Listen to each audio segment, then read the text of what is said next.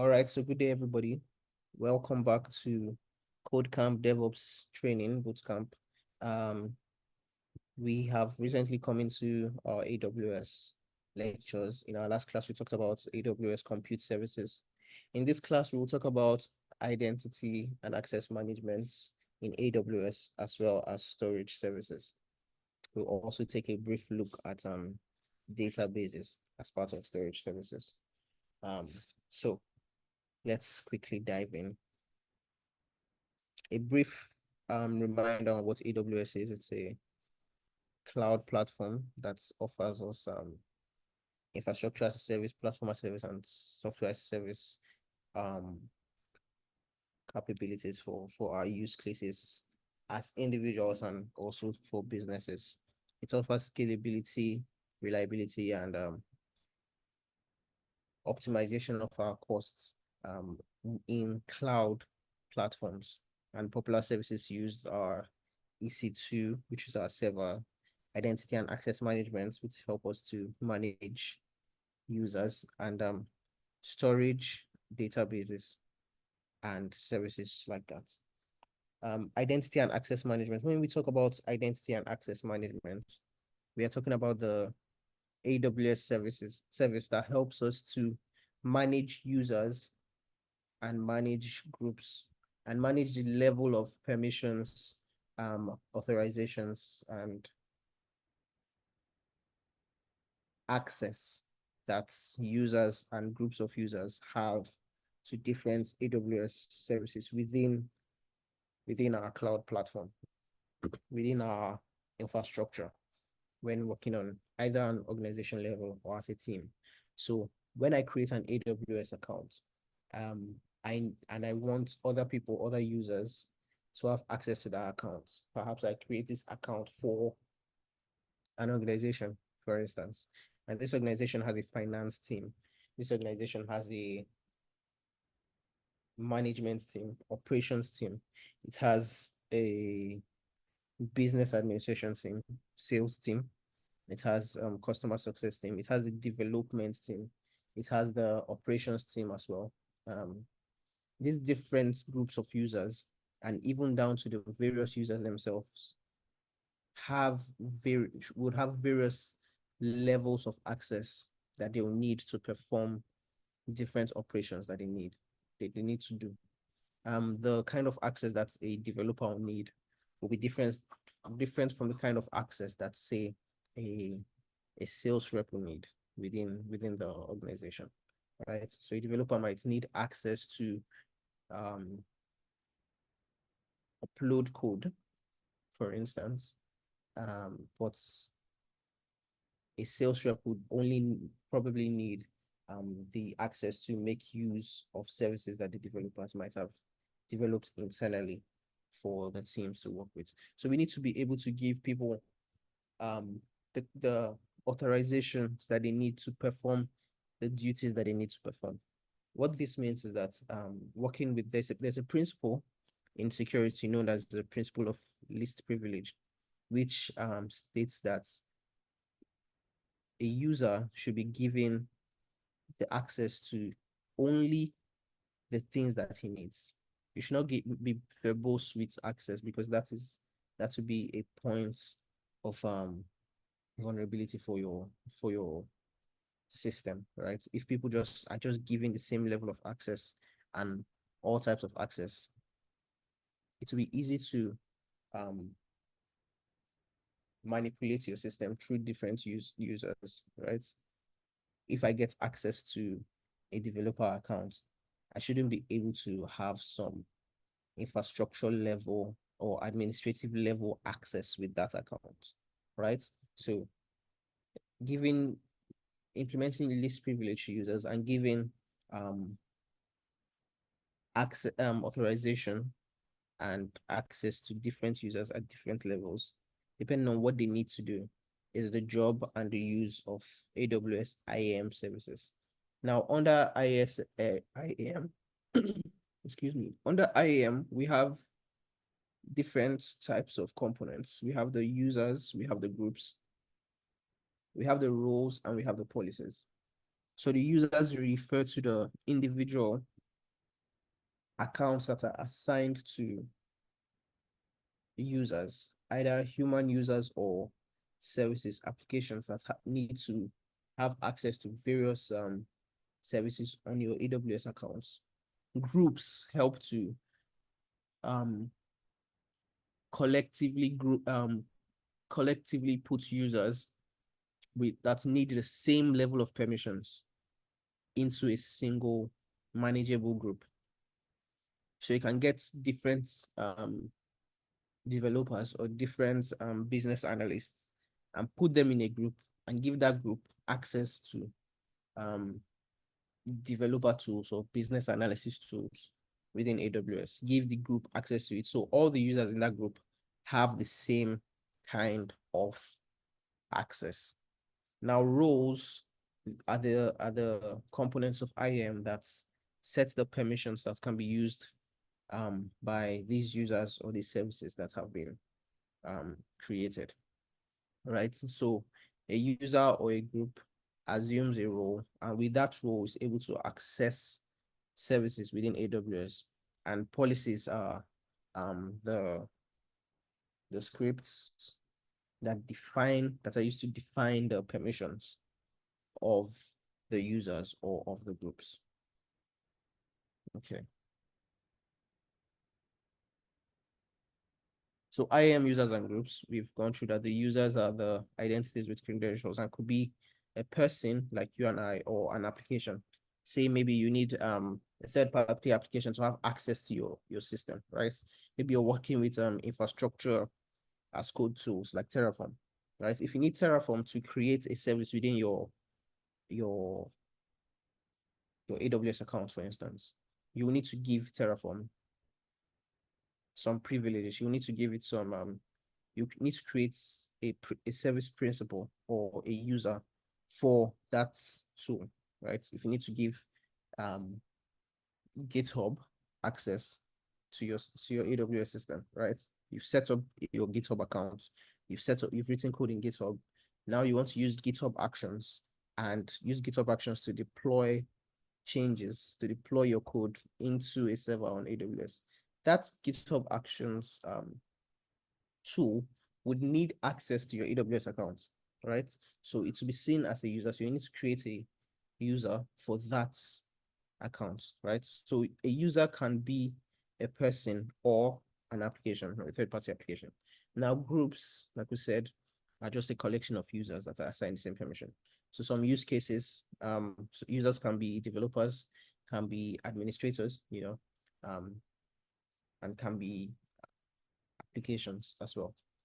Groups, you can group these users into different groups, and creating users or groups, you do this you can do it through the AWS management console, or you can do that through your IAC tool. We will go over a hands-on session where we'll see how to do this practically. Roles and policies. The roles define the permissions for accessing services and making service requests, and policies are JSON documents that define permissions. All right. Okay. Some best practices when working with AWS.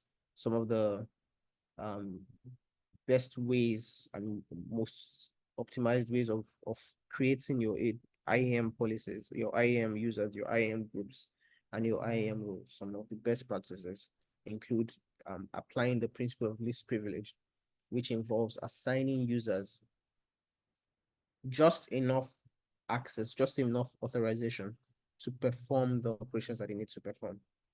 Don't give them more access that they need. Don't give them less access that they need. Give them just what they need. If a developer needs to be able to read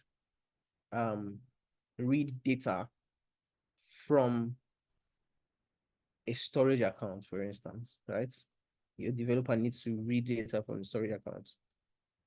You should give him access to read from the storage account, right? If he doesn't need the access to upload any data to that storage, account, say S3 bucket, for instance, don't give him the access to upload to it simply because it is just S3 access, right?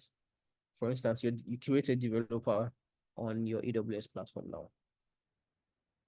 That developer doesn't necessarily need the access to be able to create another user account for another developer, right? That's access that's maybe only the administrator should have.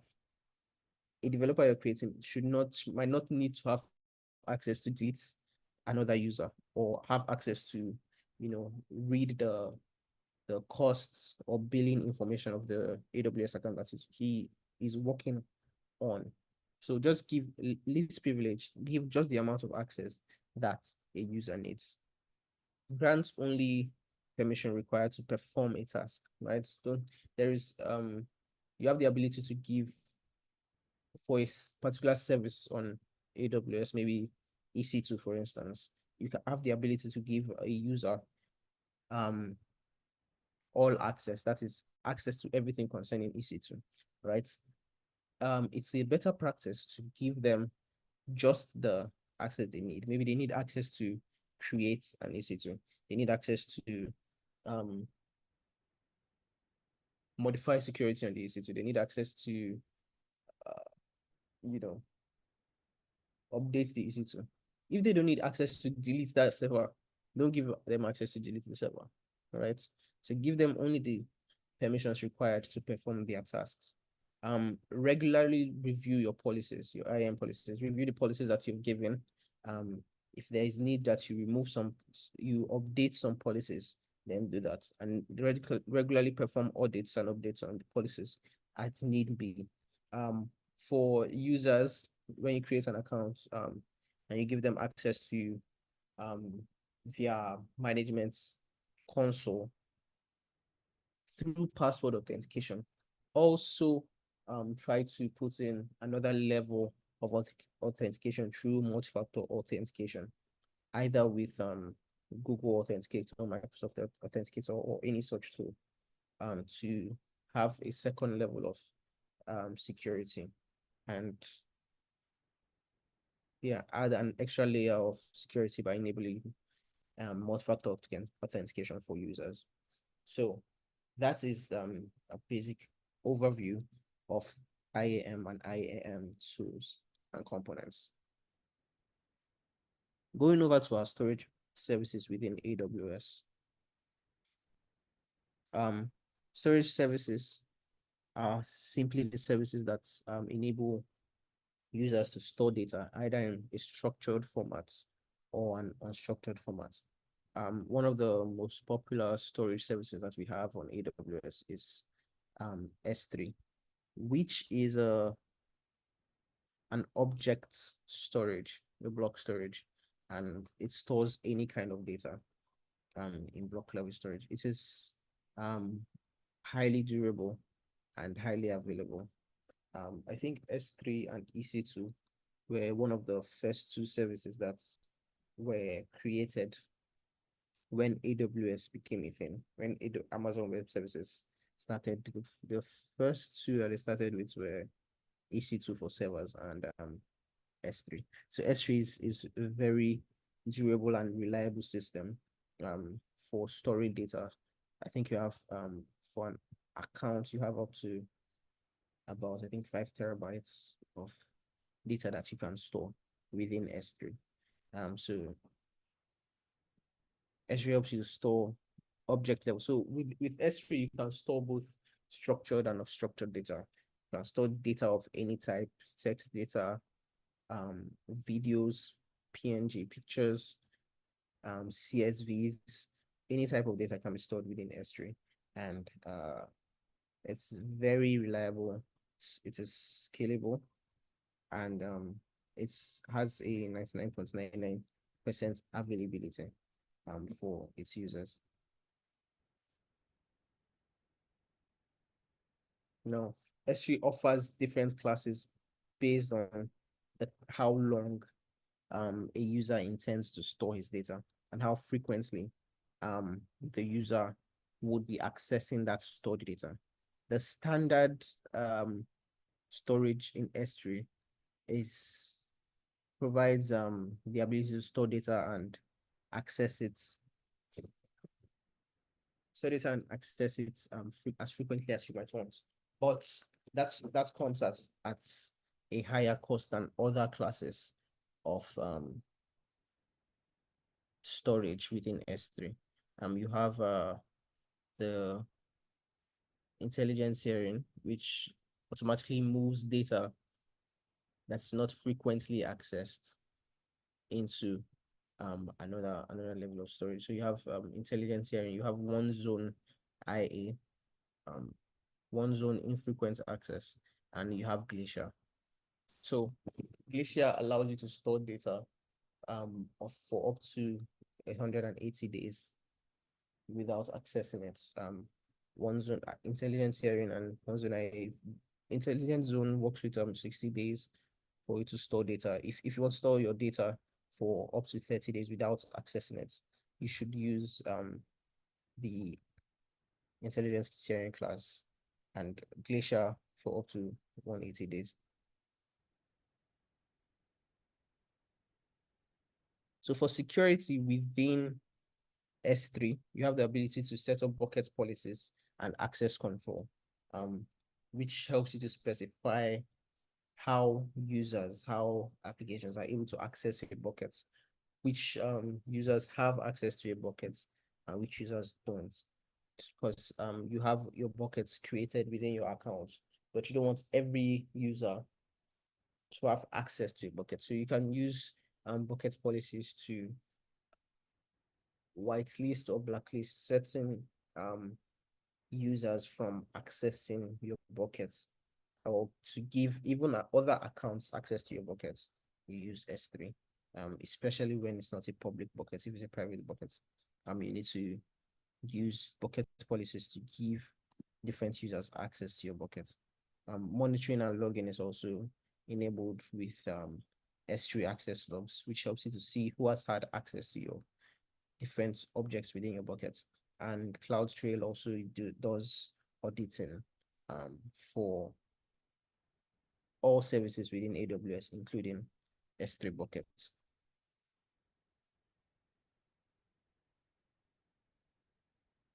Elastic Block Storage. This is a core storage service within AWS that offers block level storage for EC2 containers. So when you create an EC2, it's the disk that is assigned to it, EBS, your storage volume, is created using the service Elastic Block Storage, which creates storage as different blocks which are fixed in size, which is similar to the architecture for storing volumes in traditional hard drives.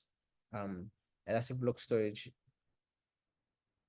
also allows random access to data, serves as a RAM for your EC2 container, and gives you access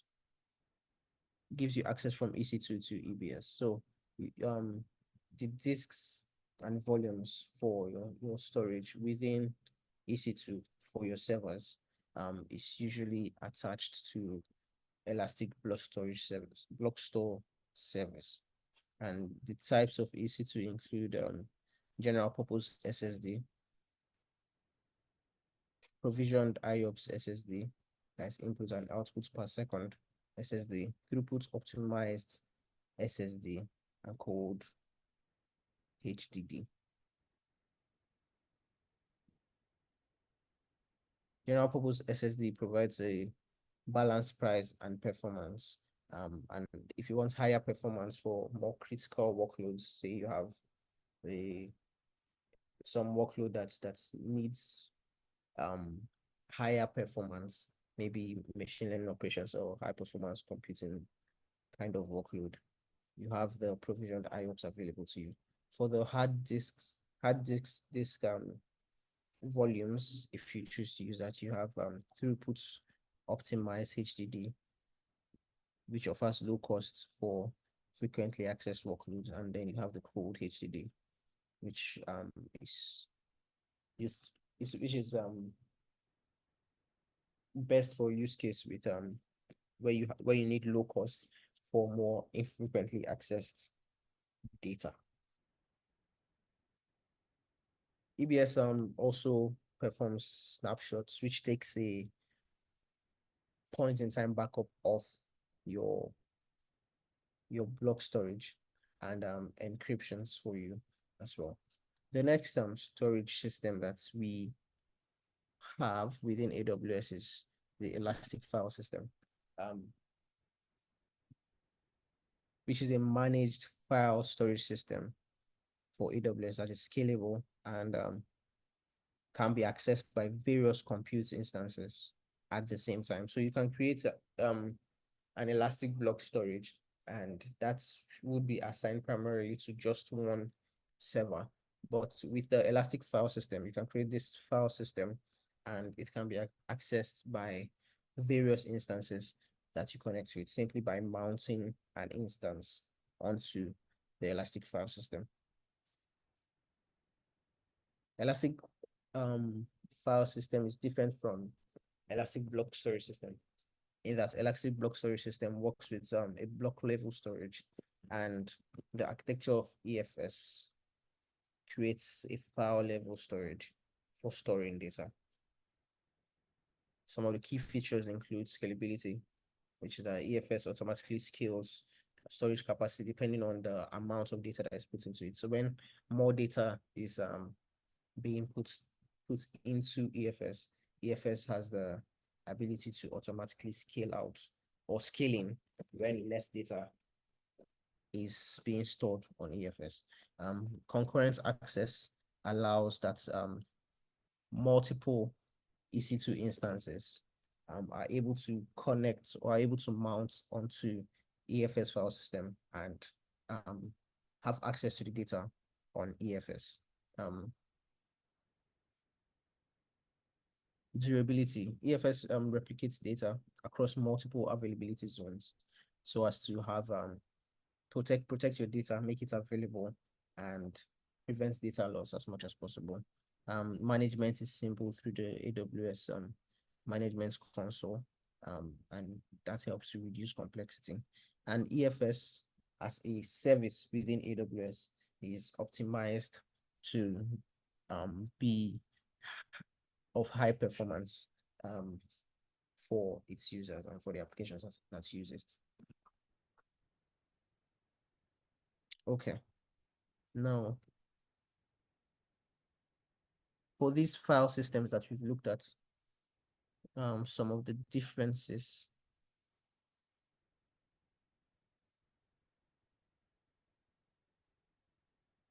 Some of the differences between them, right? Depending on your use case. So the type of storage. For EBS, we have a block level storage. EFS offers a file system storage, and S3 is an object storage, which can take any type of data. EBS is attached to a single EC2 instance. EFS allows you to attach multiple EC2 instances to one EFS, and S3 is accessible from anywhere using APIs or the web interface. EBS, speaking to performance, it has high performance and low latency. EFS has good performance and is focused on scalability and concurrent access. S3 is good for bulk data access. It's not ideal for frequent reads and writes.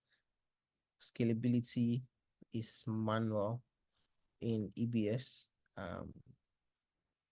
It's automatic when working with EFS based on your storage needs and the amount of data that is stored on it. And S3 is highly scalable and offers unlimited storage in S3. Use cases, you can use EBS for database volumes, boot volumes for EC2, and temporary high performance storage. EFS for shared file storage for containerized applications. If you want maybe all your containers to have access to the same data, EFS will be good for that. Example, Docker. Web applications with multiple users, content management systems, development environments. Then S3, good, better for backups and archives. Static web content. If you have a static page that you want to host, you can use S3 for that. Large database for analytics. S3 can be used for uh, data lake purposes and distributed and sharing large objects. Costs. Cost depends in ABS depends on the volume type that you choose, whether it's SSD or HDD, and the amount of input output operations per second. EFS is based on the storage and throughput. As you put more data into it and it keeps scaling out, you are charged more for that. So it's an on-demand pricing system in EFS. S3 as well is varies based on the storage and the data transfers and the frequency of your retrievals of that data in S3. EBS is manually provisioned by the administrator of the account or the user, while EFS is managed fully by AWS. S3 is also managed by AWS completely. So that those are managed systems, while EBS offers you the ability to manage the service yourself. Okay, going to RDS now. So RDS is Amazon's relational database service, which offers you a managed database system from AWS. You set up an operation, and scaling is simplified. And AWS does a lot of operations for the databases for you. So you need to set up, you need to do the configurations. The hosting of the data.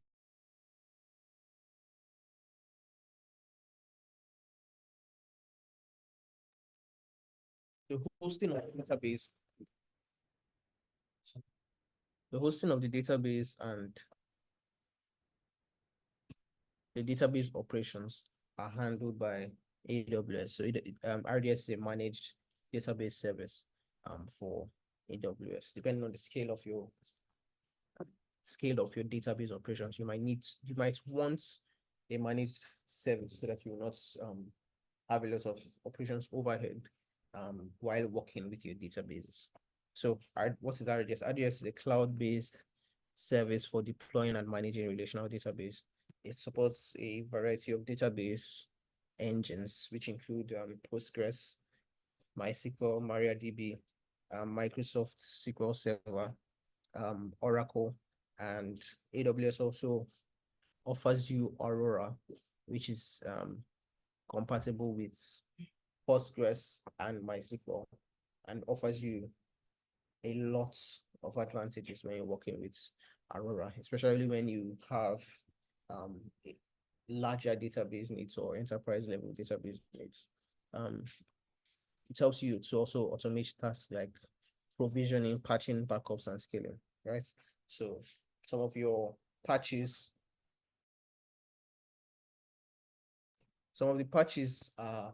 most of the patches are done automatically by AWS. Updates, things like that are done from the AWS team.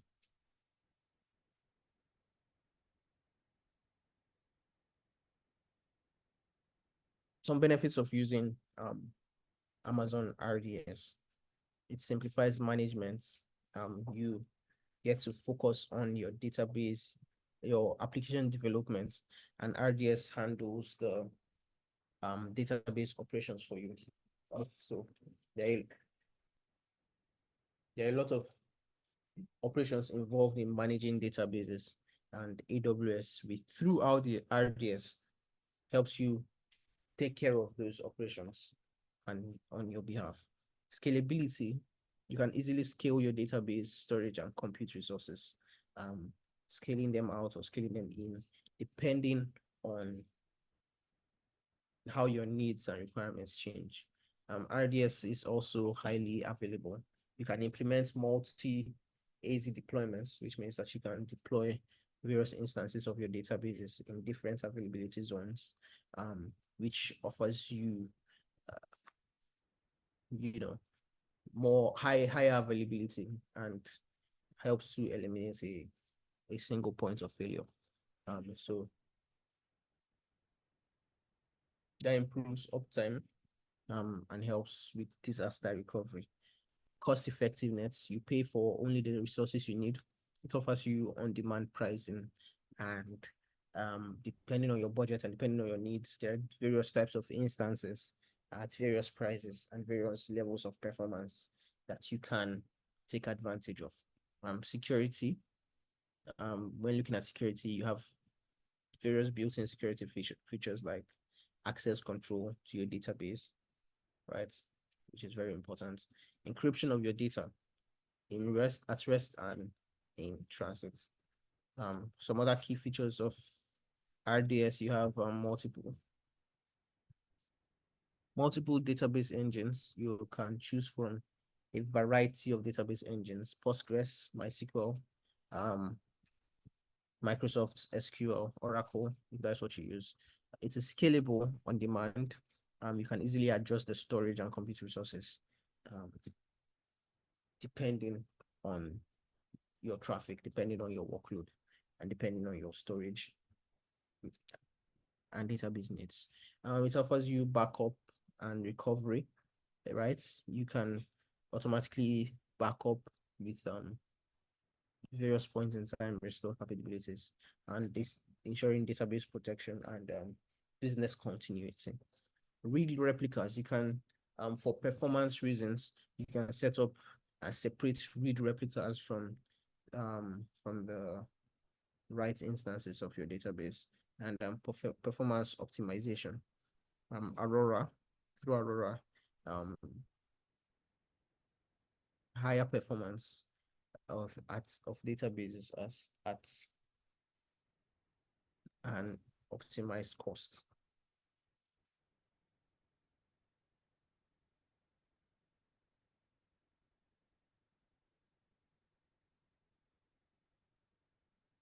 So RDS offers various types of instances, depending on the compute and memory resources needs of your databases.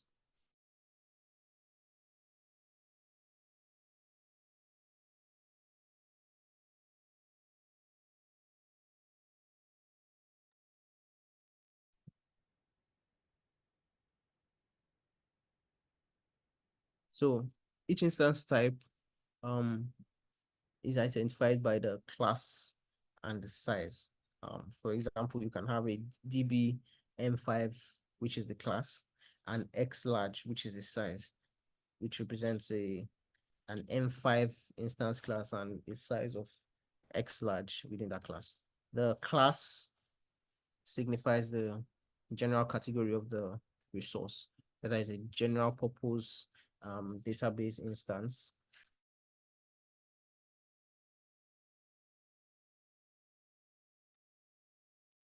whether it's a memory optimized database instance or a compute optimized database instance, right? And now the size indicates the specific compute memory and storage capacity within the class that you've chosen. So you can have popular RDS instance classes. Some of them include the general purpose, which offers just like an EC2.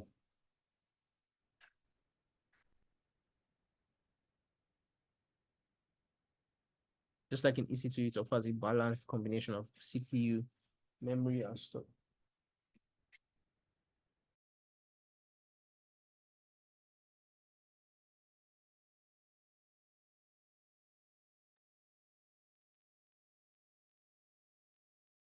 So the general purpose or M class instance types offer a combination of CPU, memory, storage, a balanced combination of that. The memory optimized prioritizes your memory resources and are ideal for in-memory databases and analytics workloads requiring fast performance, right? You have the compute optimized database instance class, which focus on CPU power. You have the bustable performance types, which offer cost optimized options with bustable CPU credits for workloads with optional occasional spikes in activities, right? And then the storage optimized database instance class as well. So now choosing the right instance for your workload, you need to consider the type of workload that you're running on the database. You need to look at your performance requirements. Depending on the type of workload that will be running on the performance requirements for a web server will be different from performance requirements of a machine learning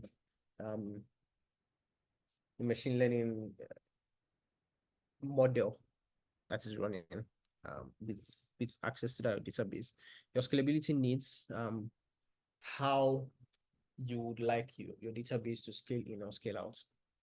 Selecting the right instance types that allow for that kind of scaling is important. Then you need to also look at your budget, your cost, and your cloud spend. You need to balance the performance requirements with the costs and your budget as well. So some additional considerations include your database engine compatibility. Do you want to work with MySQL or do you want to work with Postgres? Are they compatible with these kind of instance classes? And then the availability zones. Okay. So yes, I think that's it for this class. Thank you. In this class we've looked at our storage in our storage types. We went through S3, we looked at EBS, we looked at EFS. Then we also went on to look at, okay, before that, we looked at identity and access management, which is your first step into administration and security within system and infrastructure engineering and AWS.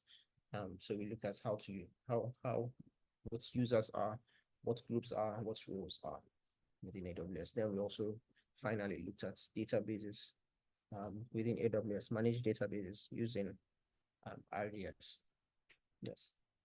So you can have a use case where you can set up a database on an EC2 in server and have the data being stored on EFS or EBS. Better to be EBS, but RDS offers you a managed database service so that you don't, have to worry about database management operations. So yes, we looked at RDS as well. So thank you so much. I think that brings us to the end of this class. Are there any questions based on what we've talked about?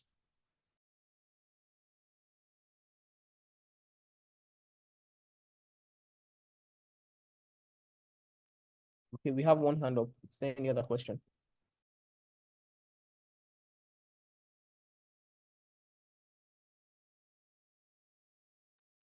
Okay, Michael, go ahead. Yeah, good evening. Can you hear me clearly? We can hear you. We can hear you, but try to.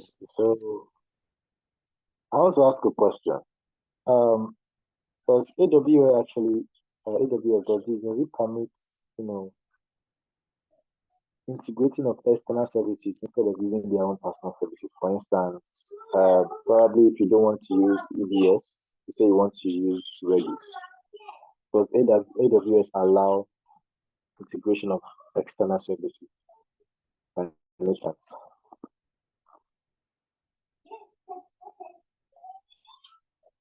Yes. Depending on how you want to set it up, EBS does allow integration of third-party services. They also have their own, their own inbuilt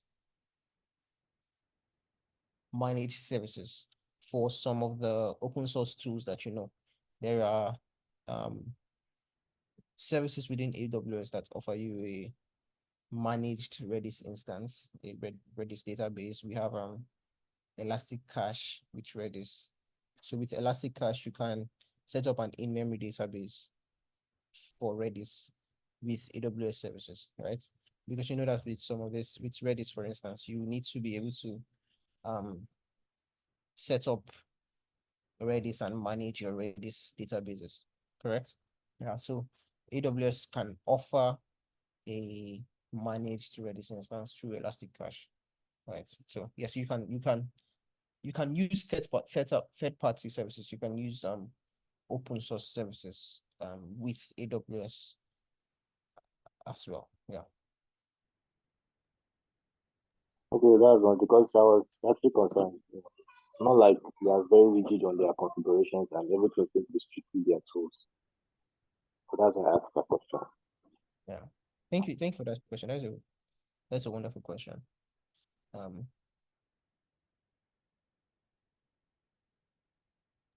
So you have a question on the comment section. okay. Okay, so we have a question from Ahmed, Ahmed Yassin.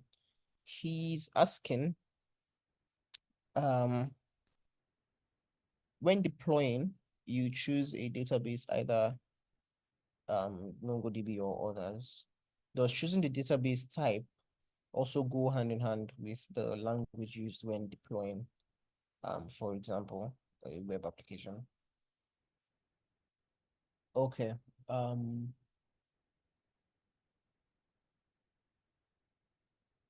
When deploying a web application, the language you use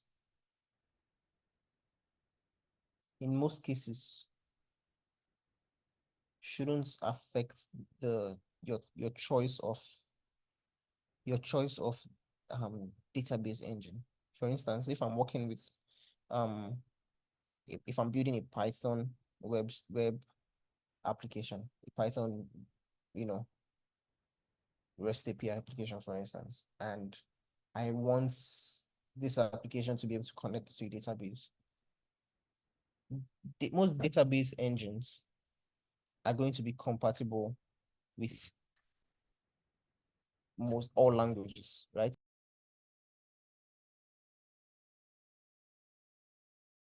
I've not come across a situation where you're working with perhaps Java and you say, maybe because I'm working with Java, I want to use Oracle database because Oracle is the only database that is compatible with Java, right? Your considerations around your database engine would be um more on, say, performance, right? Performance, maybe costs, right? Cost, the type of application that you're building, right? What your application is intended to do. But as for language, most languages will be compatible with working with any database, right? When you have there'll be mostly modules within most languages, most popular languages that will enable you to connect and interact with um most of the other database engines that we know. Does that answer your question? Is that what you were asking? Hello, Yes, Ahmed. thank you so much. Yes, Did yes, I answer your question? yes, sir. All right. Okay. Thank you. Question wasn't very, I wasn't sure I was answering it. Well, thank you for that question. Is there any other question? Okay. So, I think we will go into the hands-on now.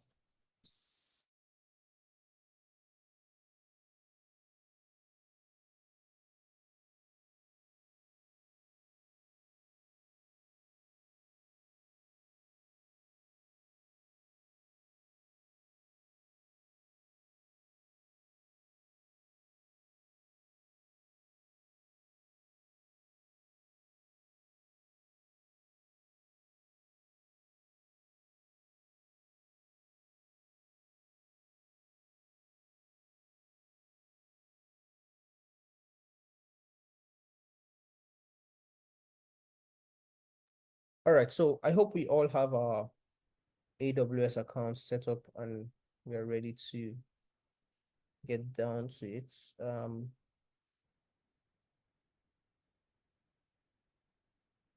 I have my AWS account here. Let's look at our exercises. So the first one will be on IAM. We are going to with part one IAM setup. We're going to create IAM users, groups, roles, and policies, and a policy, right? And we will attach a policy to an EC2 instance. Okay. So step one is to create a user. So I'm going to come to AWS. I'm going to come to services. I'll go down to management and governance services. And in here, I'll see AWS IAM. Oh, hold on. Is that where IAM is?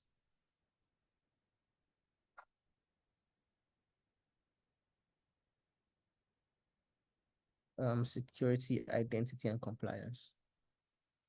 Sorry, security, identity, and compliance, not management and governance. And in there, you'll see IAM, right? But I've gone to IAM a lot of times, so it's already sitting here on my recently visited.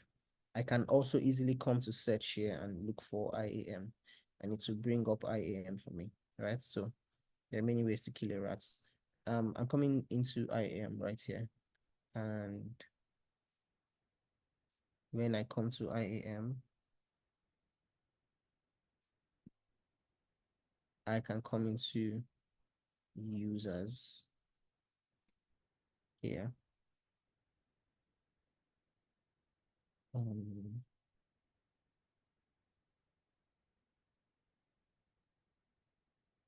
Okay. So now that I'm in users, I can create a user named KodeCamp user, for instance. Provide user access to management console, right? So providing access to management console, specify how to create an IAM user, right?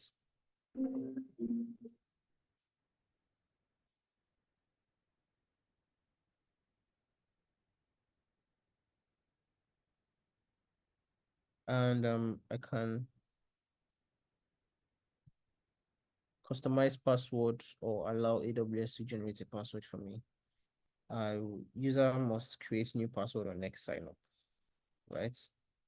So yeah, I'll allow the user to create a password on his next sign up, and I'll just put in this password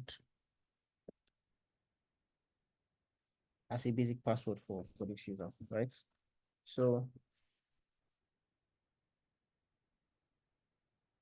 if you're ever in a project as an administrator, this would be a good way to set this up so that you can allow the user to choose his own password when he signs in on his first sign up. So right now, I'm just putting a simple password, right? And I can go to the next option. Okay, so there's a password policy here. Must include at least 3 of the following mix of characters. We have A to Z, uppercase, lowercase. Okay. And this my password doesn't include all that. So I'll put a different password.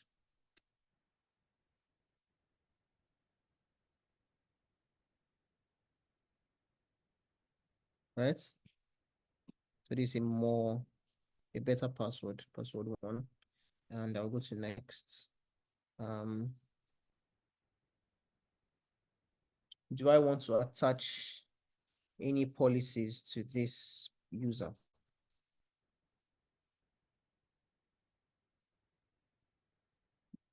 No, I won't attach any policy to this user directly. I would attach the policy to a group. So I'll go to next.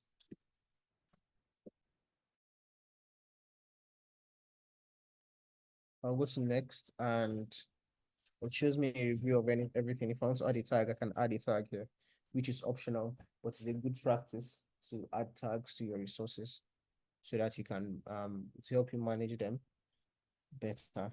So let me add a tag. I will do the project KodeCamp bootcamp. Let me see KC bootcamp. Right? That's a project. So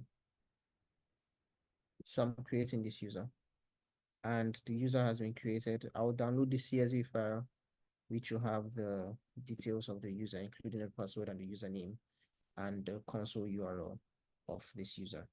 Then I'll return to my user list. I can now go to user groups, right? I'll create a user group. I can name it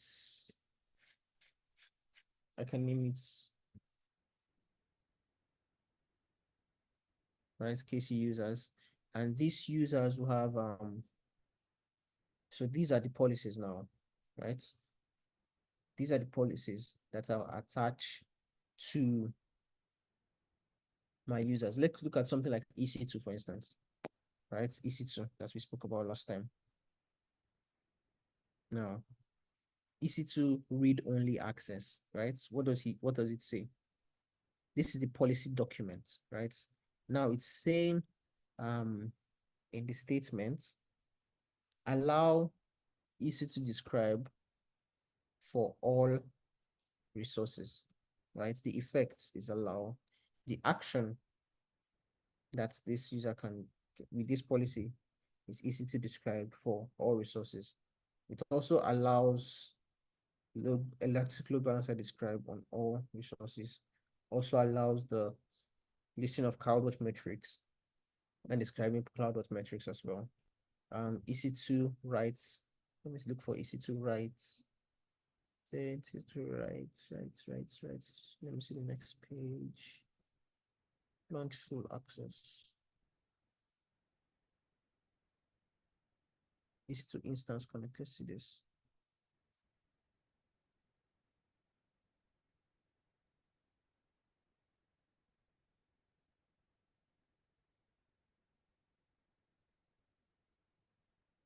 No.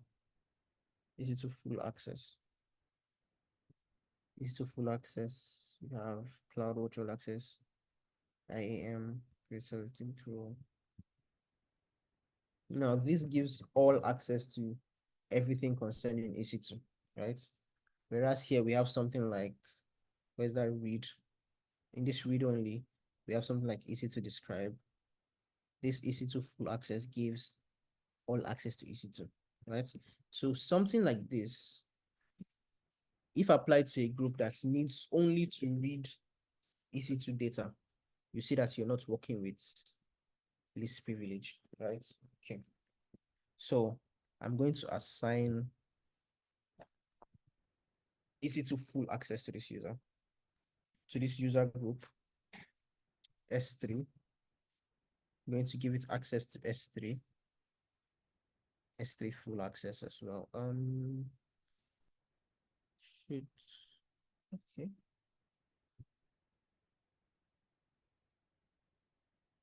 I'll give it S3 full access. Let me give it S3 full access. Let me see RDS.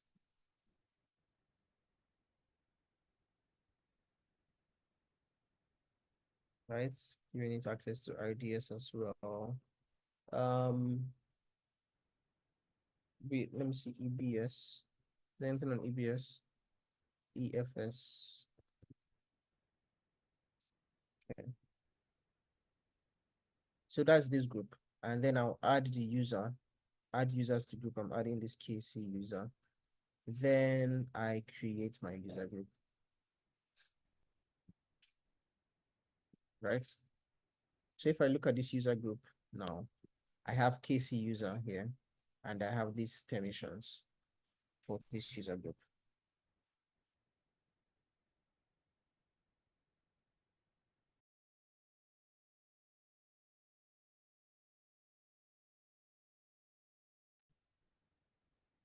So this user, KC user, and every other user that will be assigned this group will have the permissions to access EC2, access S3, and access RDS. Only they will not have access to do anything with IAM, right? They will not have access to do anything with VPC, right? Okay, so let me see. This is KC user. Right now, I'm in my Eddie Reyes user.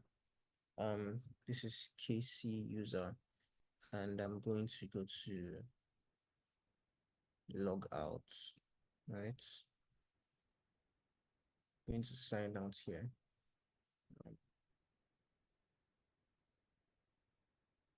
Okay, so let me sign in using this user.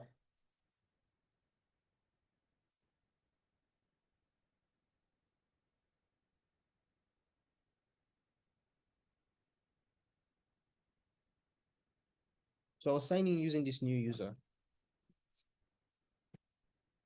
I think I called it KC user. Let me look for. I'll open this to see the details of the user. So KC user is what I called it, right?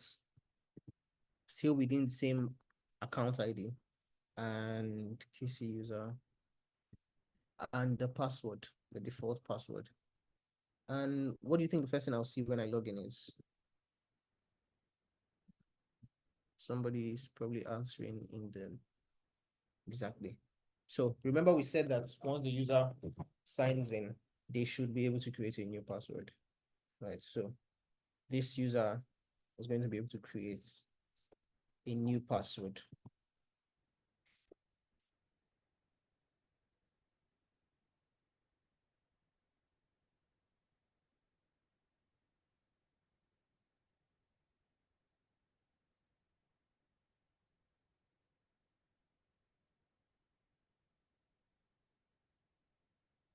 Okay. So signing in.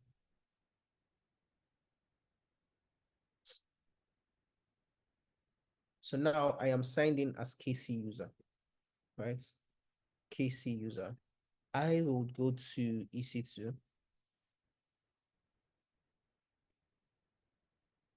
And I can work with EC2.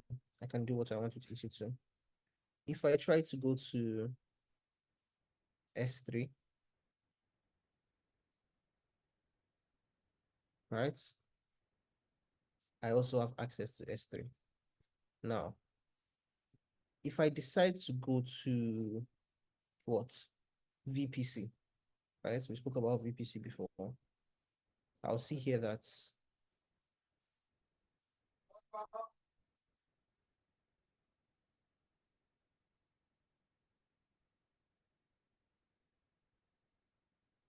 okay, no. Please don't have access to VPC. Let me see EKS.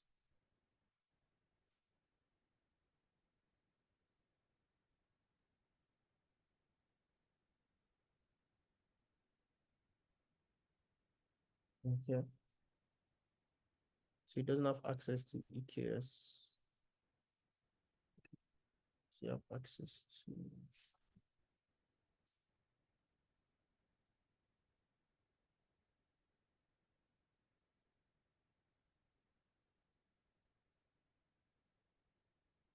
doesn't have access to Lambda.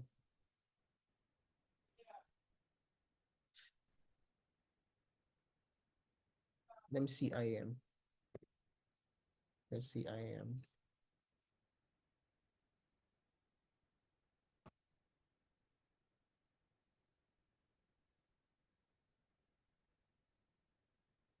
So with this user, we are getting these errors when we go to certain services. I think the EC2 all access that we gave it some access to VPCs as well, right? So that's why you need to be careful with giving that all access because it kind of works, goes against least privilege in some cases, depending on what you're trying to do.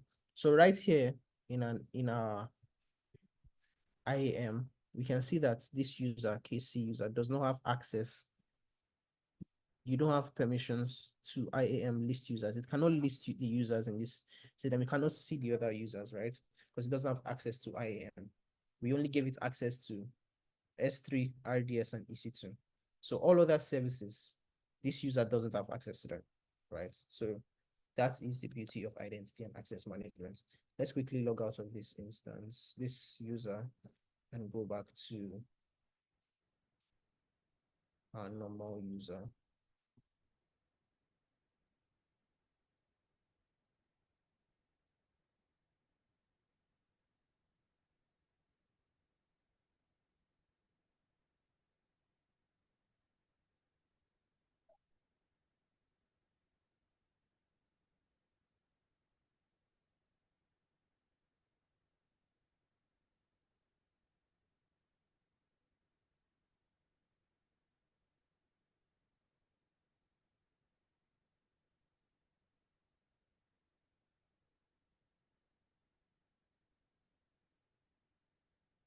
And we are back to our normal user, where we have access to most of our services, right?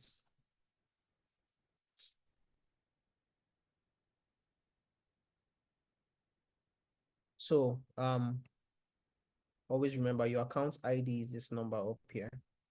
Every user that you create would be, every user you create under this account would be part of this account ID. So if you're in your normal user, always come down here.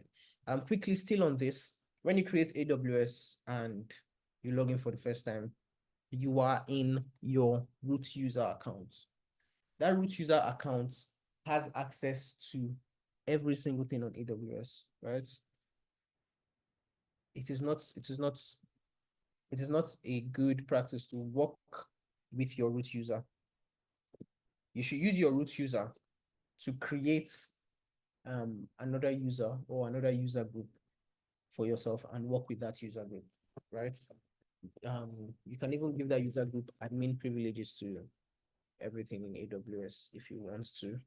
If you want an admin user, you can create an admin user rather than working with your root user, because if that root user gets compromised, you're losing a lot of things on AWS. If there's a mistake there under your root user, a lot of things are going to go wrong. So try to always, once you log in to a new AWS account, do not work using the root user. Let a user be created for you, right? So like right now, you see that I'm in my AWS user.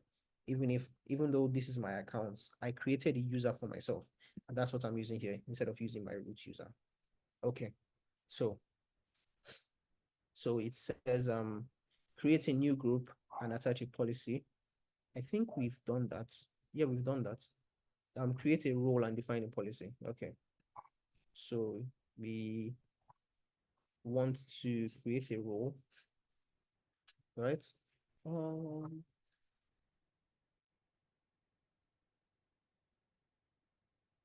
Okay.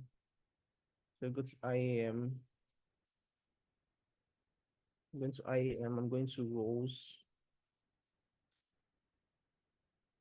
and I'm going to create a role, right? I'm going to create this role for let me create it for, okay, so see, it says assign the role to an EC2 instance. So I'm going to create this role for an EC2 instance, and I'm going to go to next, and it says create a role and define a policy. So I could easily attach a policy here. These are AWS managed policies. See, AWS managed, AWS managed, AWS managed. There are also some policies. Okay, are there any policies I created myself right now?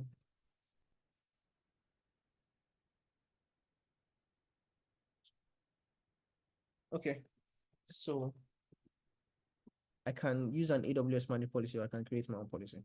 So I'm going to go next, right? So you see that the trust policy here is that EC2 instance service is able to assume a role and it assumes the role that we will specify here in our policy. So I'm going to name this, I'm going to name it S3 access policy. Right, so I'm going to write an S3 access policy for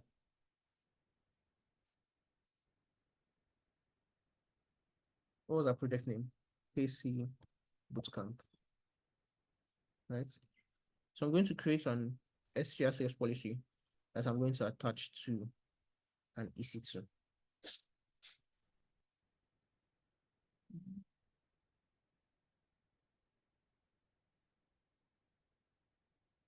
Okay, so this is my S3 access policy.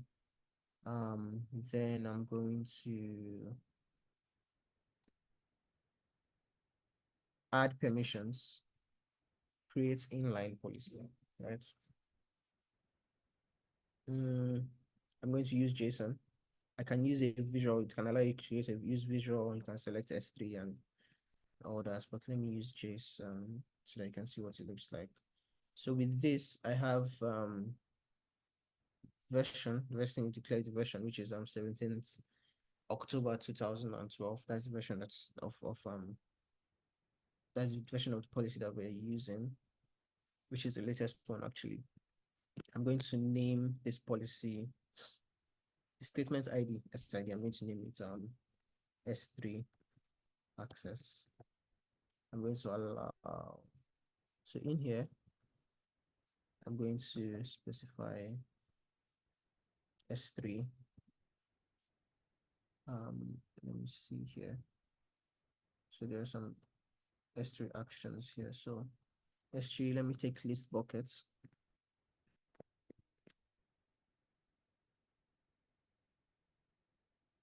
Right? S3 list buckets. Let me add another permission. You can do S3, sorry, S3.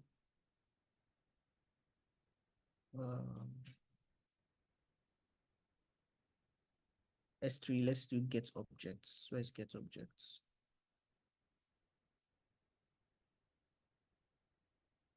Get objects. So S3 get objects. Let's see if we can also add the puts objects. Hope that is right.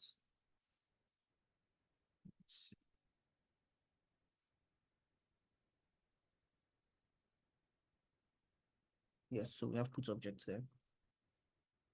So list objects.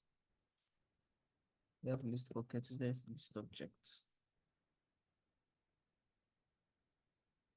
Okay, so I think this is enough. The resource, let's say we want to be able to do this on all buckets in our account, right? So you can just put a wildcard asterisk here, right? You can either do this or you can specify the buckets, the particular buckets that you want. But I'm just going to, so this is saying this policy, whatever this policy is attached to, would allow the list bucket operation, the get object operation, and the put object operation, which means it can list all the buckets and it can view the objects in the bucket. It can list all the buckets in the account, can view the objects in the buckets, and it can also put an object into the bucket, right? And I'm going to, this is a policy that I've just written, and I'm going to go to next. I'm going to name this S3 buckets read and write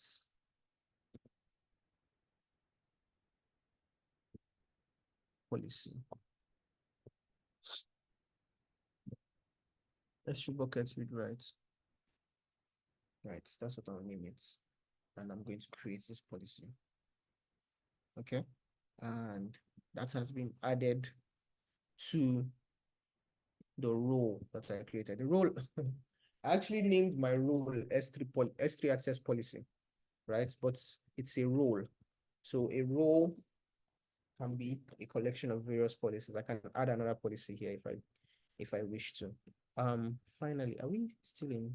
We are still in the first exercise. Let us speed this up. I can now attach this policy, this role. It says attach role to EC2. So we can create an EC2 here.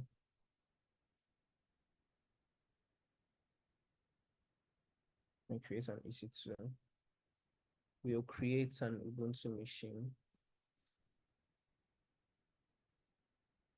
Okay.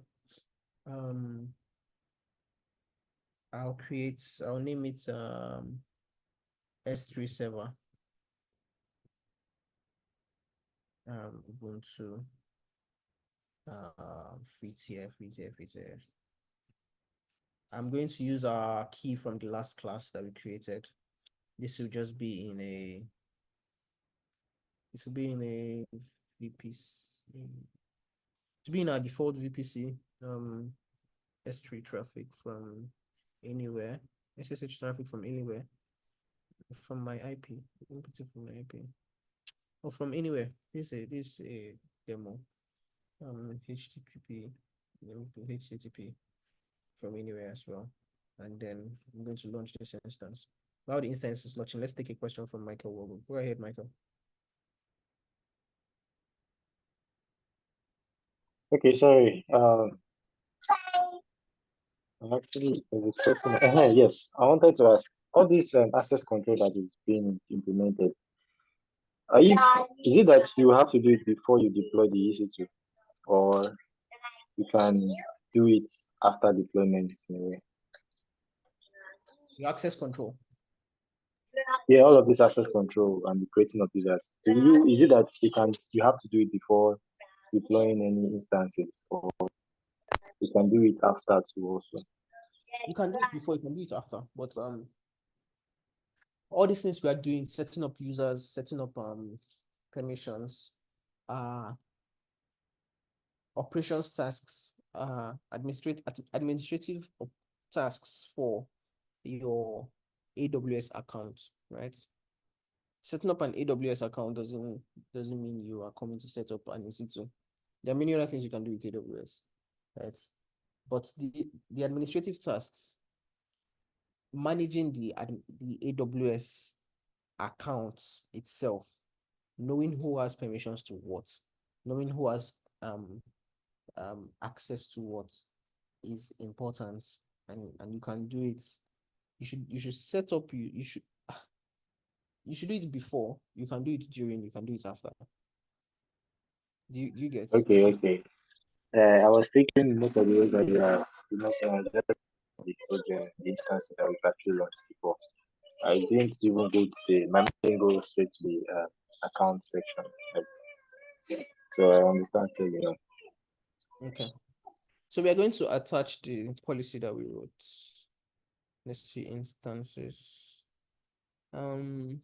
Security. Modify IAM role. And I'm going to attach a role, S3 access policy. So I just attached that role to this server. Is that fine? Is that fine? Should we go to the next task, or I should do a demonstration? So with this service, basically, you can access S3 on this account from inside the service. If I connect to the service, let me see. Let me just use Instance Connect to connect to the service. Will it work? I think it should.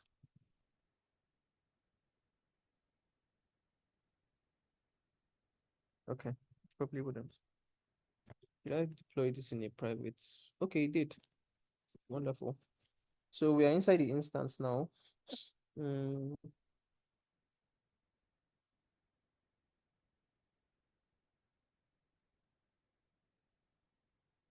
Mm.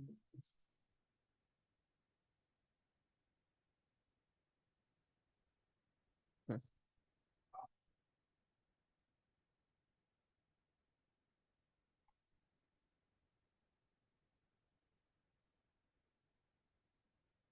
let's move on to the next task, right? Let's move on to the next task. I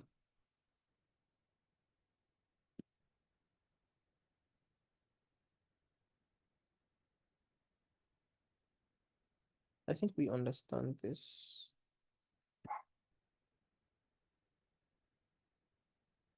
Let's put them on something else.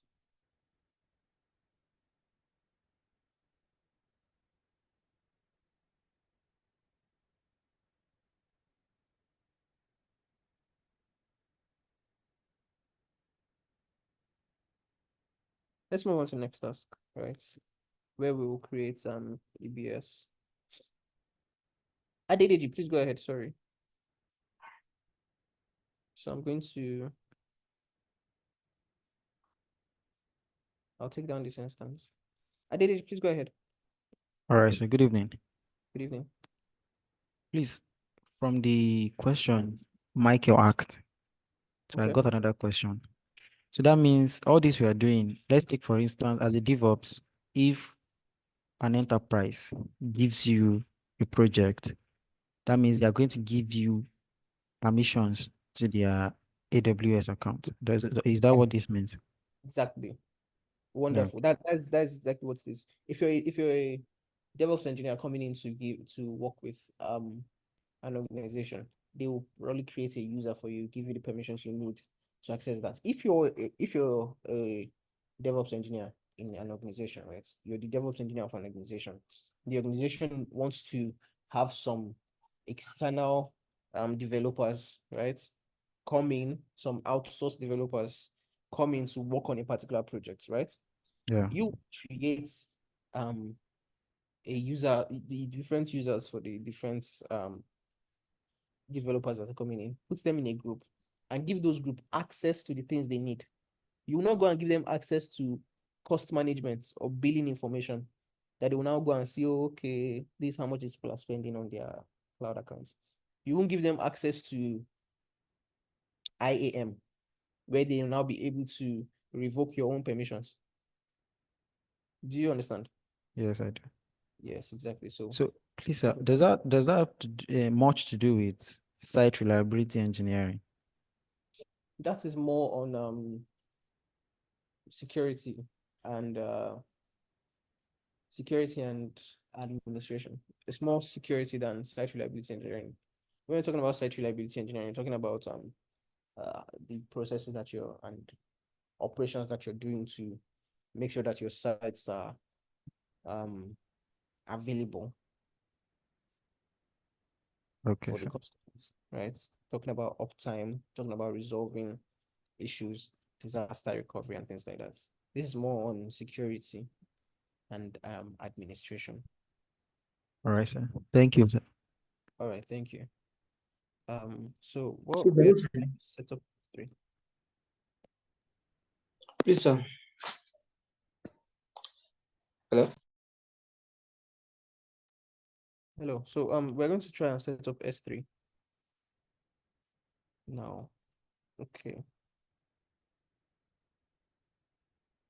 That's the next exercise that we have.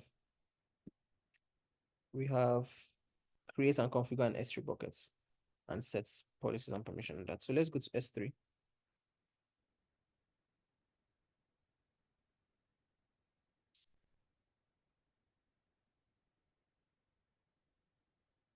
Okay. So I'm going to create a bucket. I'll name the bucket AC buckets.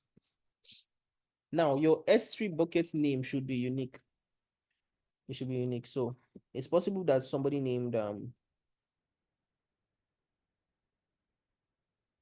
Kevin Cole might have created a bucket named KC bucket, right? Somewhere in the world. S3 should be unique. As I create this bucket name now, nobody else in the world should have the same name of the bucket. That's what I mean by it should be unique. So it's not only peculiar to your account, it is global, right? So KC bucket. I'm going to block all public access, right? So public access is granted to buckets and objects through access control list. If I enable this, you see that my bucket is publicly available, which is a bad practice. And you see immediately there's an alert here that comes up which says AWS recommends that you turn on block public access unless public access is required for specific and verified use cases, such as static web hosting. So I'm going to block all public access. Bucket versioning. Okay. So it didn't say we should put on bucket versioning. So I'm going to tag this again so that all my KC bootcamp.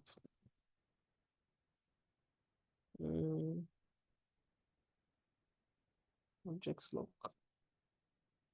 Okay, so this is how I'm going to create my buckets. I hope that name is okay. So you see, I get an error.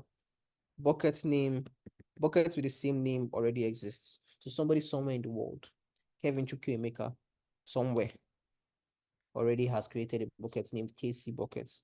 So to do that, I can just add a random string to the end of my bucket, right? And I can now create my buckets.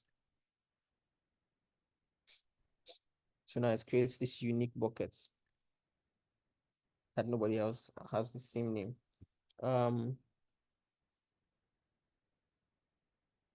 So this bucket now, with this bucket, I can now upload data to the bucket, right?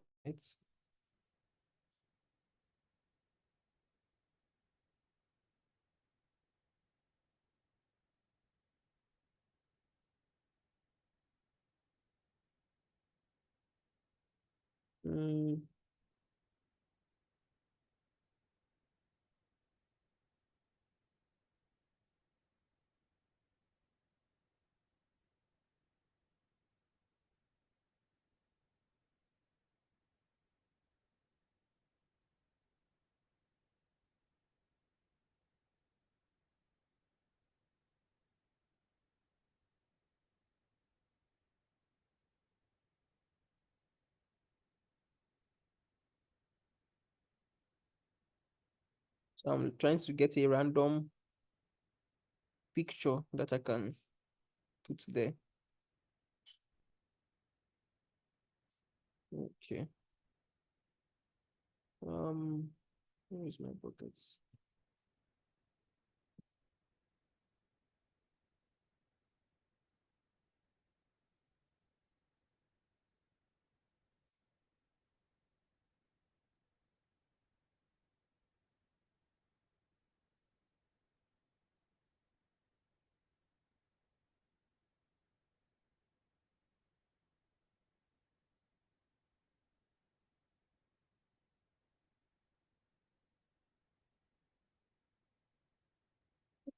So I'm putting a file of type EPUB, right? .epub. That's what I'm putting here, just to show that S3 can accept data of any type, right? This one is an EPUB file. It's even a zip. So I'm going to upload that. So it's uploading right now into my bucket, right? So going to the buckets. Let's see. So this is the file that I've just uploaded now.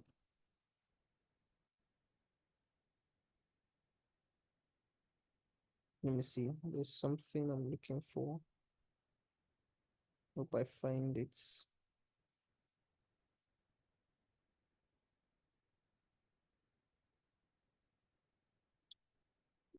No, not seeing it.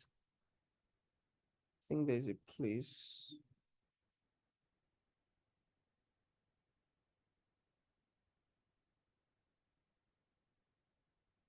So the storage now for this my account is 3.5 gigabytes. Oh. Okay. I was trying to show you a place where it showed the maximum the maximum storage you can have for an account. I can't remember where they show that. Okay, so I've uploaded this now. Let me see. Here are some properties of the buckets. Down here,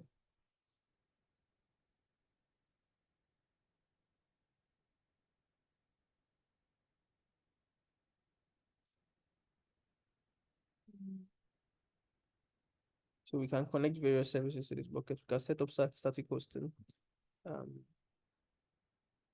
Bucket version is disabled. Let me feel disabled. Permissions. So right here is where we can specify the bucket policy with the YAML file.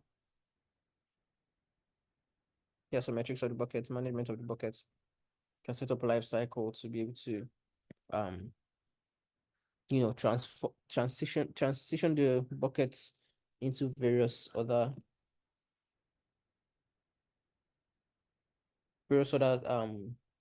S3 types. Right now it's S3 standard. It's a standard buckets. Where is that? Right now we created it as a standard bucket. There's a type. Okay. Okay, so let's go to permissions.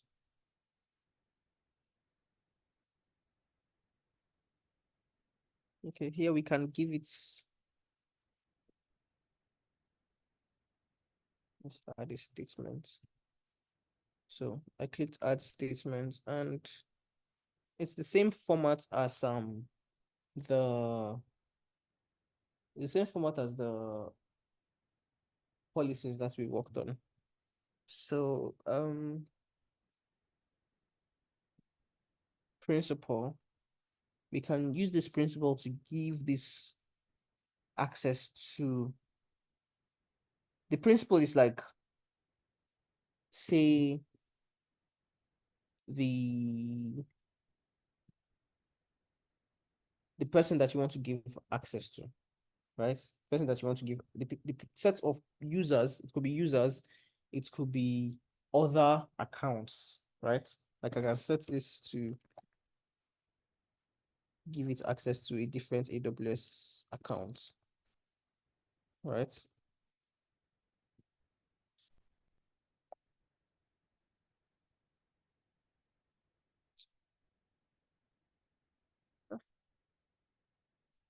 I can set the principal to be a different AWS account. I can set it to be an AWS service that I'm giving access to this particular bucket. Allow actions. Let's see.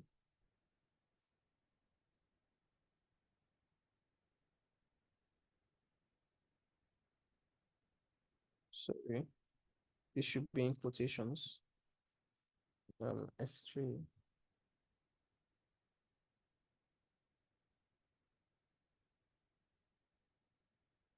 Now do put objects.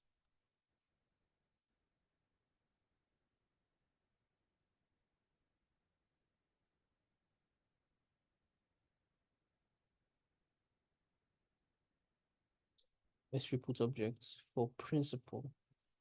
What do I want as my principal?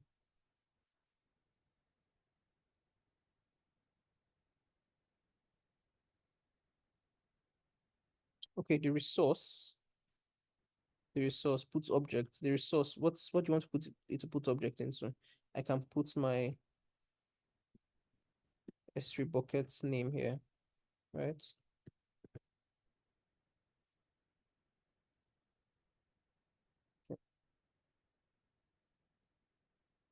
I can also, for instance, if I wanted to have access to objects in my buckets, maybe give it access to all. Remember your comma. Let me now put S3 lists, right? Lists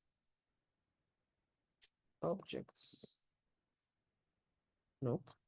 S3 gets objects.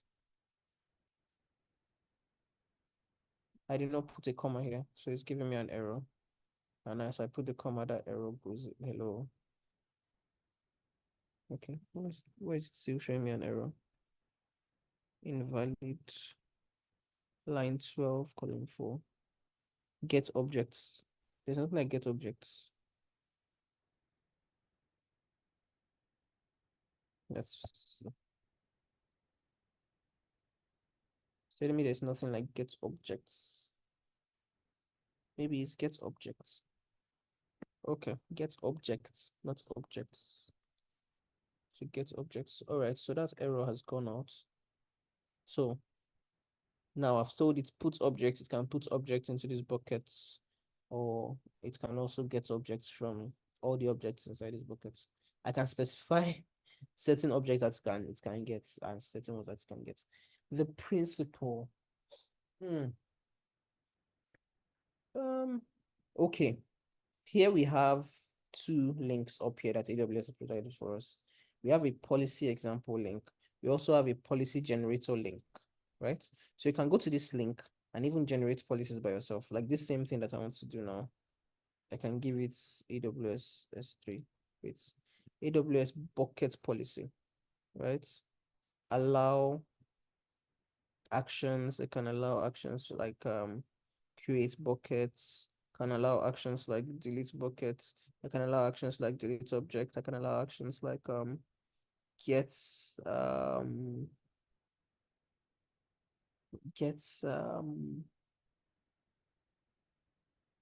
where is it?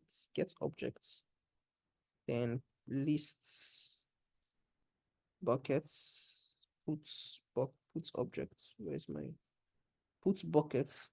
Okay, there's no puts bucket, puts objects. Right, so 6 policies are specified for S3. The ARN name, of course, to be my bucket name, right?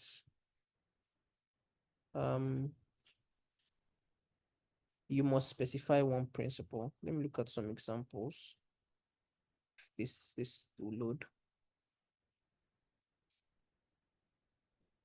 Okay, we need to finish this up.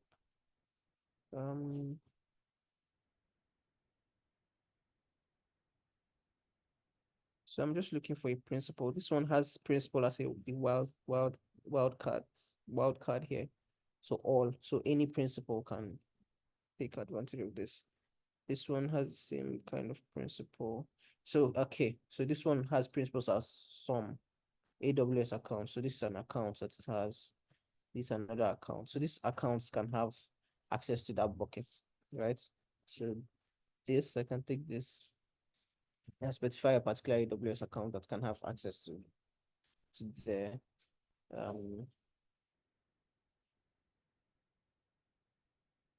okay. So you can also specify a particular user.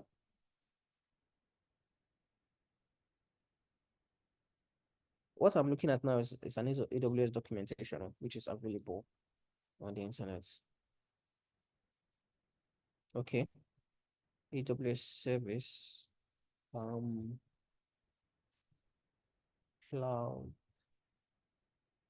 front. I'm going to look for AWS service principal names now. Right, I'm going to put in here service, and I'm going to give the service to be okay.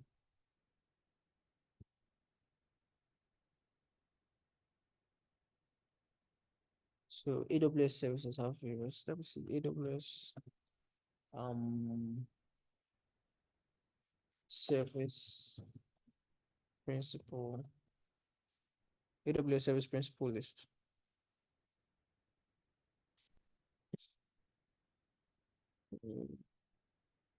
GitHub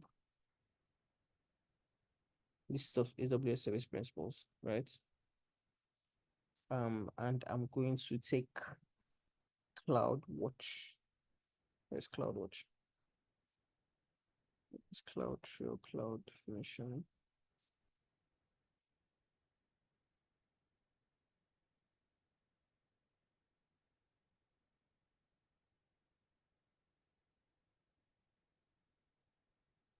No, not cross accounts.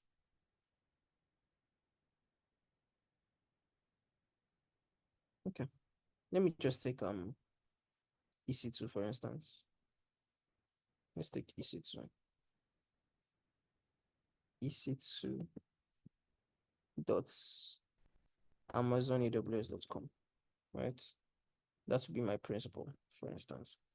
So what is this saying? This is saying that EC2 would have access to put objects and get objects from these buckets right here. And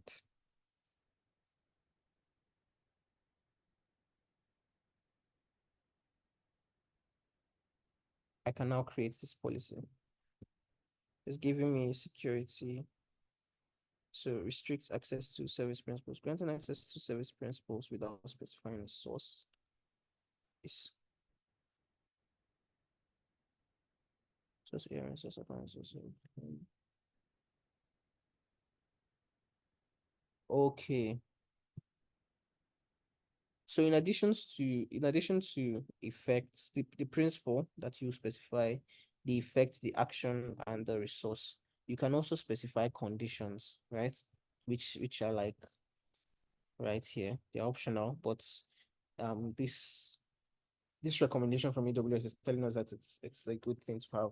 So I can also specify a condition to specify the source, AR in the source account, and some other things to fine-grain this so that it gives it more security. So I've attached this this policy to this bucket now, right? So that is it on set bucket policies and permissions. Yeah. Okay, so I'm going to clean this up now. To clean this up, I have to delete the object that I put in it, because if you try to delete it if you try to delete a bucket that has data in it, it will not delete. Hello, Michael. This bucket is not empty. Buckets must be empty before they can be deleted, right? So I can't delete this until I empty the buckets. Go ahead. Someone has a question. Please go ahead. It's not a question. I just want to see that exercise slide. I need to take it. I just want to see it. Okay.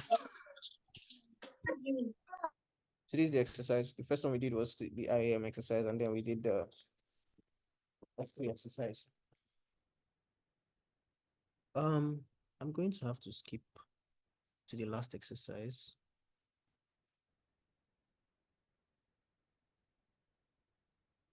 Okay. So then the bucket is empty. I can now delete the bucket. Why am I doing this? Because I don't want to incur cost, right? So I did this as a demo, and I don't need it anymore, so I'm deleting it, right? To save cost. ADDG. I have only 2 people interacting with this class. I don't like that one. Sir, Guys, please. If any you want- questions, you can ask. Hello. Yes, sir. Go ahead, ADDG. Okay, thank you, sir. I'm trying to create the admin privileges, the other user. So am I supposed to just apply the policy direct, or will I still create a group? You're trying to create what? The admin, you said it's not advisable to use the root user. You're trying to create an admin user. Yes. Admin user, right? Yes. Okay. So with that, you can just you can decide to attach it directly. Is there a way I can AWS, pick which all policy do you want to the attach? that's what I want to confirm, if there's a way I can pick all the necessary policies, I can just instead of Okay. So just taking it watch me. Can you see my screen? Yes, I can. So if I name this admin user now, admin user, provide user access to AWS Management Console.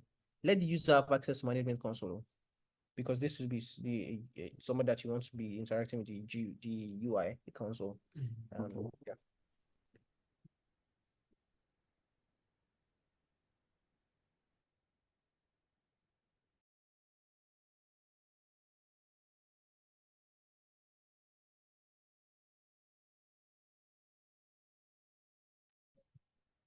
Okay, so we have the admin user here. Want to create it as an admin user, because this identity center it's a different way of managing your users. So you should use this, just use this one for the sake of this class. Using the identity center is recommended by AWS, but we won't use that now. I'm going to leave this as auto-generated password. And then I'm going to go to next. When I go to next, set permissions, I can see set permission, attach, add users to group, attach policies. This administrator access, right? You see that it gives you all permissions for all resources. This administrator access. Just for best practices, at DDG, if you're still with me, for best practices, don't attach the permissions directly on the user. You should actually attach it on something like, you see, I created an AWS admins, right? So that if I want to give another person the same kind of privileges, I can just simply add them to this group, right? So when you create this group, when you create the group, you can create the user, you can just go over, skip this, right? Without touching anything, right? Just go to the next one. And when you come into, let me cancel this. When you come into group creations, you can create a group and attach this admin privileges to it, administrator access. Attach that to the group, and this group will have access to everything. Is that fine? All right.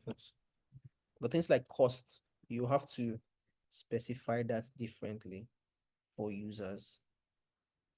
Okay, that's another question I want to ask. So that means it is the root user that takes all the billing. The user has all the privilege, all the access, yes. I mean billing, the root user So pays all the. you can give a user access to billing. Let me see this. This is my admin users permissions. I have the admin access permissions. Let me attach a policy. Let's see if there's something on costs. We need to costs, AWS cost and usage reports automation policy, AWS cost optimization hub access costs. Let me see here. So there's billing here. This one says so this allows billing, get bill details, get credits, budgets. You have budgets. Cost Explorer. Can you see Cost Explorer? So you can create reports, you can list cost allocation tags, you can tag resources, you can, so everything on costs for all the resources will be in this billing here. You have billing read-only as well, which gives you mostly access to read bills and things like that. So you can add that, you can add this to administrators as well. If I see, let me add this attach policy now. Let me see what that does. So I just attached billing, which also will affect my users because I'm inside the address. Means anything done on the admin user will only be billed for the admin user. What's that? That means if we add the billing access, the billing permissions to the user, Yeah. everything that is done from his side will be billed from that same side. Yeah. Yes, sir. Thank you, sir. All right. Thank you. Michael, please go ahead. So I wanted to ask if you are done with the exercises. I did more than one exercise there because I'm trying to pick up. My network is. Two more exercises. Hello. You have two more exercises.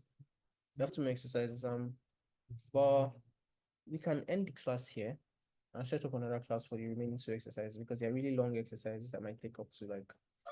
Sorry, can you show me the slide for the previous exercise? I want to see the last one. Michael, we can schedule another class for the remaining exercises. We have two more exercises, one on EFS and one on RDS that is left. But we will take that in another class because those two exercises might take up to like 30 minutes, 45 minutes to complete, depending on how long we want to take. Right. So yeah.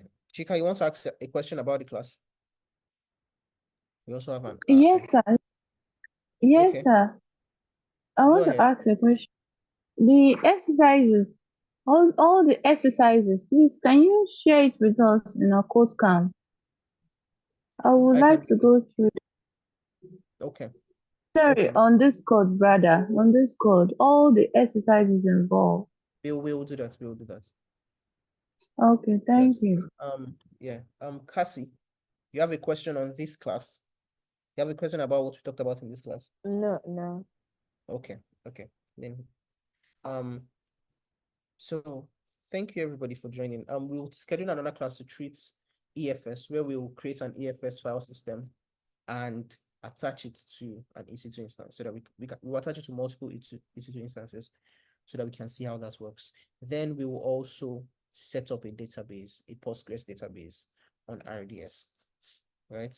I think we will do that in our next class before we go into a very interesting topic that we'll be treating from next week. So thank you, everybody. Let me see. Let me do some cleaning up. I went to EC2. Did I clean up my EC2 instance? Yes, I did. What else did I do? I think S3. Yeah, I cleaned up S3 as well. Okay, IAM. Let me clean that up quickly. There's no cost to users you create. I don't think there is, but just for the sake of it, let me just take that out. I could leave it. I could leave it. We'll use that user. Perhaps we'll use that user in our next class, right? Okay, so thank you everybody for joining. Do have a great day, and please go over what we learned. Practice makes perfect. Thank you so much, and hope to see you in the next class. Goodbye.